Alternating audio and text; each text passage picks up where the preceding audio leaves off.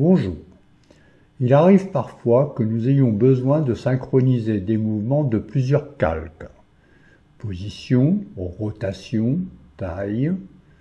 Pour nous aider, BluffTitler propose d'utiliser des conteneurs. Au travers de ce tutoriel, nous allons montrer l'intérêt de ce type de calque.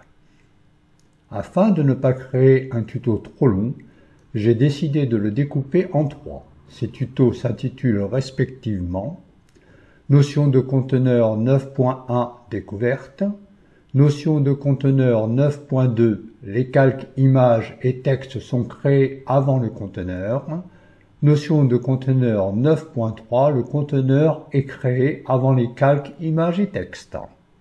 Commençons par le premier chapitre. Notion de conteneur, leçon 9.1 Découverte. Problème de positionnement. Cliquez sur le bouton plus pour créer un nouveau montage.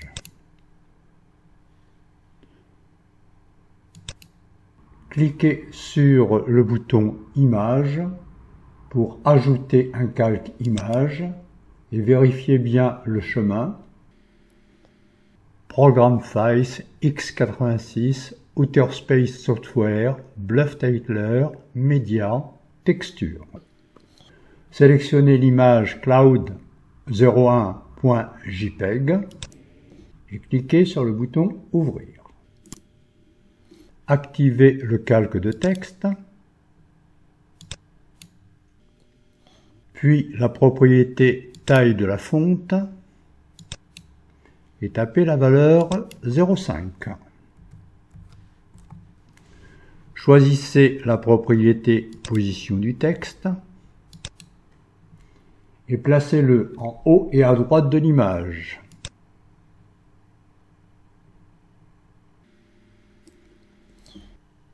Sélectionnez la propriété rotation du texte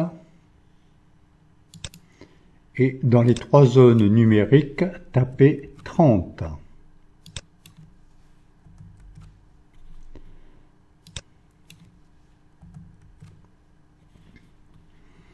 Sélectionnez le calque image, activez la propriété rotation et dans les trois zones numériques de cette propriété, tapez 30.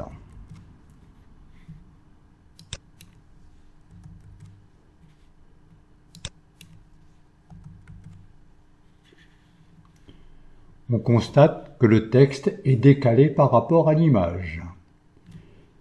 Cliquez sur le bouton Rétablir pour remettre l'image en position initiale. Activez le calque texte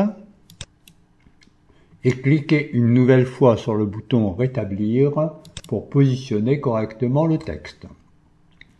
Pour résoudre le problème de positionnement du texte et de l'image, vous devez utiliser un conteneur. Comment utiliser un conteneur? Ajout d'un conteneur après positionnement du texte et de l'image. Le texte et l'image étant positionnés comme indiqué sur l'écran, cliquez sur le bouton pour ajouter un calque conteneur. Déroulez la liste des calques, le conteneur est vide. Activez le calque de texte et choisissez dans le menu calque l'option joindre un calque, joindre le calque actif à un conteneur. Le texte disparaît. Remarquez que dans la liste des calques, le texte est à l'intérieur du conteneur. Il y a un décalage entre le calque conteneur et le calque de texte, indiquant que le texte est à l'intérieur du conteneur. Activez le calque image et repartez dans le menu calque, joindre un calque, joindre le calque actif à un conteneur. On constate que la taille de l'image et du texte ont diminué. Le conteneur contient dorénavant le texte et l'image. Si vous sélectionnez le calque texte, vous pouvez faire tourner le texte dans les trois directions, indépendamment du calque image. De même, si vous sélectionnez le calque image, vous pouvez le faire tourner ou même changer sa position indépendamment du calque de texte. En cliquant plusieurs fois sur le bouton Annulation, vous pouvez retrouver la position du calque image. Déplacement simultané du calque image et du calque texte. Activez le calque conteneur. Par défaut, la propriété position est active. Vous pouvez déplacer ces éléments à votre guise. Le bouton rétablir permet de remettre ces calques dans leur position initiale. Rotation du conteneur. Le calque conteneur étant actif, choisissez la propriété rotation et utilisez les 3 curseurs avec parcimonie. Le texte et l'image restent solidaires, mais l'image ne tourne pas sur elle-même, elle est décalée par rapport au système de coordonnées. Pour vous en convaincre, appuyez sur la touche F2 et remarquez que l'image ne se trouve pas à l'origine du système de coordonnées. Cliquez sur le bouton Rétablir pour retrouver la position initiale. Remarque importante, pour retrouver la position initiale du texte et de l'image dans le conteneur, modifiez la valeur du 3e curseur de la propriété position à 0 pour ces 2 calques. On active le calque de texte Bluff-Teitler et on tape la valeur 0 pour le 3e curseur.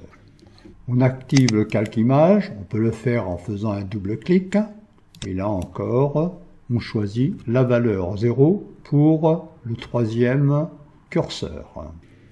Nous pouvons à présent activer le calque conteneur, effectuer des rotations, et on constate cette fois-ci que tout se passe correctement.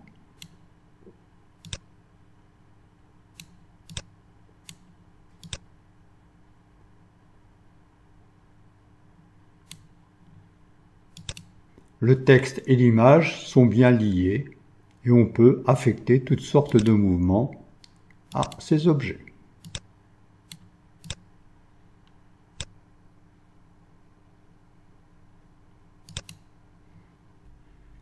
Deuxième méthode, création du conteneur en premier. Cliquez sur le bouton plus pour créer un nouveau montage. Ne sauvegardez pas le montage précédent. Cliquez sur le bouton pour supprimer le calque texte. Cliquez sur le bouton correspondant pour ajouter un calque au conteneur.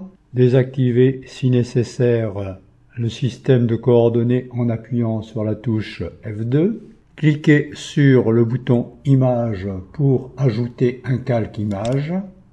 Vérifiez bien le chemin. Programme Face x86, Outerspace Software, Bluff-Teitler, Média Texture.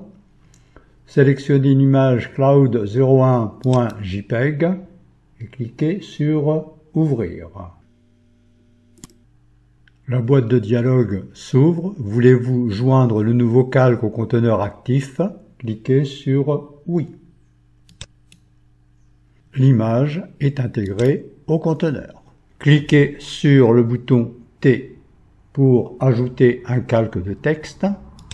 La boîte de dialogue Voulez-vous joindre le nouveau calque au contenu actif? Cliquez sur Oui. Le texte New s'affiche au centre de l'image et le calque texte est intégré au conteneur. Activez le calque de texte, choisissez la propriété taille de la fonte et tapez la valeur 0,5. Choisissez la propriété position du texte et placez-le en haut et à droite de l'image. Activez le calque conteneur, puis changez la position.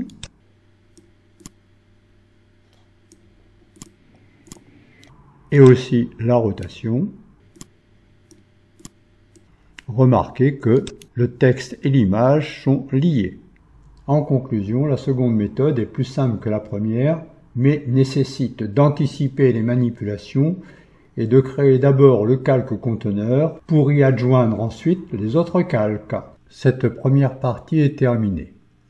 La deuxième partie traitera d'un exemple pratique, de la création des calques images et texte, puis du conteneur et intégration dans ce dernier. La troisième partie reprendra le même exemple, mais avec la création du conteneur en premier. Bon courage!